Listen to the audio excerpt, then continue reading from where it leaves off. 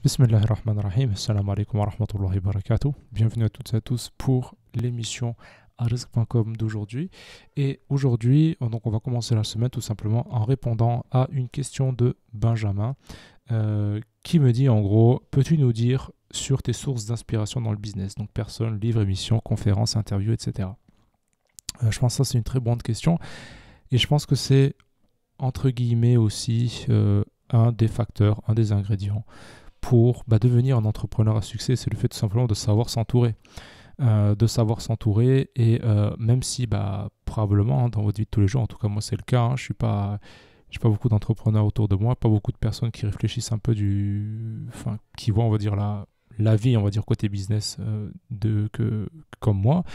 Et c'est vrai qu'effectivement, je veux dire, on est obligé de se créer une sorte d'environnement avec de sortes d'amis entre guillemets virtuels, de sources d'inspiration virtuelles. Donc, alhamdoulilah, donc maintenant avec Internet, c'est beaucoup plus facile qu'avant. C'est-à-dire qu'avant, voilà, c'était un peu difficile de s'entourer si on n'avait pas, on va dire, des livres, etc., etc. Donc là, aujourd'hui, alhamdoulilah, il y a beaucoup de choses qui sont possibles avec Internet, notamment avec tout ce qu'on a comme conférences, avec tout ce qu'on a comme podcast, avec tout ce qu'on a comme vidéo, avec tout ce qu'on a comme livre. Donc et également, je veux dire, aujourd'hui on ne se limite plus seulement aux livres papier, donc qu'il faut envoyer, qu'il faut peut-être commander à l'étranger pour qu'il arrive, etc. Non, aujourd'hui c'est simple, on s'achète un Kindle, une liseuse, voire même avec des PDF, on peut télécharger, on va dire, des livres voilà, des sources d'inspiration intéressantes. Maintenant, moi honnêtement, je suis passé par, on va dire, par plusieurs phases. Et c'est vrai que je suis pas, un crack entre guillemets en anglais, mais je veux dire, voilà, j'ai les bases minimum, je veux dire qu'il faut pour un bac pour voir, enfin voilà, c'est comprendre l'anglais, le lire, le parler, on va dire, pas comme Shakespeare, mais je veux dire, voilà, assez pour pouvoir tenir une conversation normale. Et puis voilà, surtout le fait d'apprendre, quoi. Le fait d'apprendre, et donc après, à partir de là, c'est vrai qu'une fois qu'on connaît l'anglais, il y a beaucoup de portes qui s'ouvrent.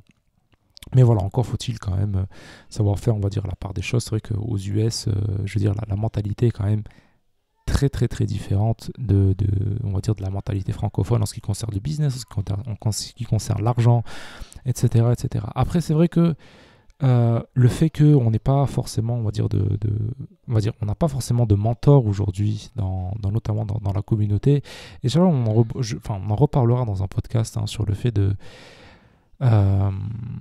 que je pense qu'il est important que, certes, dire que on fait du business, oui on fait du business, mais je veux dire ça s'arrête pas juste au business, c'est-à-dire que je pense qu'il faut qu'on ait quand même par exemple des personnes qui sont là, on va dire, pour nous tirer un peu vers l'avant, et je pense que ça ne peut que faire du bien à la communauté, mais également, on va dire, au business en général, d'avoir des personnes qui ont justement une éthique, qui sont musulmans et qui sont fiers de le dire et qui n'ont pas honte de le dire, quoi.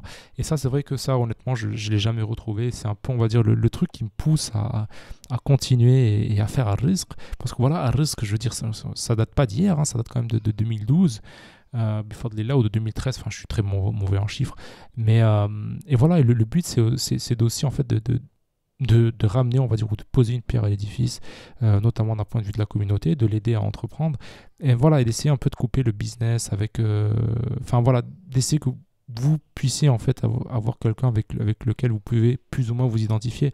Bien évidemment, on n'a pas forcément les mêmes opinions sur tout, mais je pense que c'est intéressant, et au-delà que ce soit intéressant, je pense que c'est important qu'on ait quand même des personnes dans la communauté qui soient, on va dire, axées business et qui, on va dire, qui entreprennent et qui l'enseignent donc également aux autres, quoi. Et ça, je pense que c'est important. Et ça, malheureusement, je ne l'ai pas retrouvé, même, je veux dire, sur le marché US. Enfin, voilà, honnêtement, c'est rare qu'on moi, j'ai vraiment eu extrêmement du mal, et j'ai toujours du mal à m'identifier avec des personnes qui ne partagent pas forcément les mêmes valeurs. Alors oui, on va en profiter d'un point de vue marketing, d'un point de vue business, d'un point de vue état d'esprit, d'un point de vue... Mais je veux dire, à la fin, le discours, il reste un peu creux quand même. Il reste un peu creux, et ça, moi, ça c'est un truc qui me pousse un peu à faire... Donc je m'éloigne peut-être un peu de la question, mais je pense que moi, tout au début, lorsque j'avais pas beaucoup d'argent pour démarrer, j'utilisais surtout des livres. Le problème, c'est que les livres, c'est extrêmement intéressant et c'est pas cher. Ça, c'est vrai que c'est un énorme avantage. Maintenant, c'est vrai que le but, c'est que... moi, le truc qui me frustrait, en fait, avec les livres, c'est que on ressort avec plein d'idées, mais on n'a pas forcément, on va dire, la possibilité de les appliquer, ces idées-là, et en fait de les mettre en pratique, surtout lorsqu'on est novice en fait. Et ça, c'est un peu le côté frustrant du livre. Mais c'est vrai que le livre, c'est important pour se former. Je veux dire, voilà, on trouve des livres un peu sur tout. Donc moi, c'est vrai que je me suis surtout formé au marketing, à tout ce qui est création d'entreprise, création de marque, branding, etc. Ça, c'est vrai que c'était, on va dire, mes cœurs de sujets qui me passionnent et qui me passionnent encore jusqu'à aujourd'hui. Après, comme je le disais, je crois dans une émission précédente ou dans une des formations, c'est qu'il est important en fait de peu importe, on va dire, la source que vous allez choisir, que cette source, on va dire, soit là où vous souhaitez déjà aller. C'est-à-dire que si maintenant vous avez envie par exemple, de monter un e-commerce, c'est pas forcément judicieux d'aller voir des personnes qui vont vous parler de blogging et vice-versa. Je pense que c'est important, lorsque vous choisissez en fait, vos sources d'inspiration, c'est que la personne soit déjà au moins là où vous souhaitez aller. Et ça, je le dis à chaque fois lorsque des personnes viennent me voir en coaching. C'est important vraiment de comprendre que il faut que vous choisissiez, on va dire, une personne que vous suivez qui soit déjà là où vous souhaitez arriver. Ça c'est extrêmement important parce que sinon, ça va aller un peu dans tous les sens. Et vous allez perdre du temps. Je veux dire, voilà, aujourd'hui, si on venait à se former avec toutes les formations et tous les contenus gratuits, payants qu'il y a, je veux dire, voilà, on y passerait bien plus que des centaines de vies humaines dessus, quoi. C'est pas possible. Donc, d'où l'importance, notamment aujourd'hui avec le surplus d'informations qui existe aujourd'hui avec YouTube, avec toutes les plateformes qu'on a aujourd'hui, les livres, les formations, les podcasts, les machins, les trucs.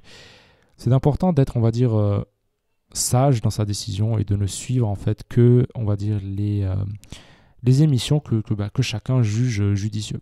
Après, c'est vrai que le problème qu'on a souvent en étant musulman ou plutôt en ayant une éthique, c'est que voilà, c'est vrai que moi j'ai toujours eu du mal en fait avec cette histoire d'identification. Après voilà, ça ne veut pas dire qu'on ne va pas en prendre des autres et que nous non plus on ne veut pas apprendre des autres. Non, loin de là.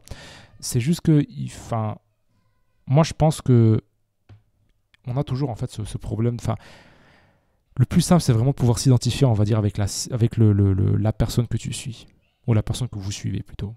Restons sur le vouvoiement.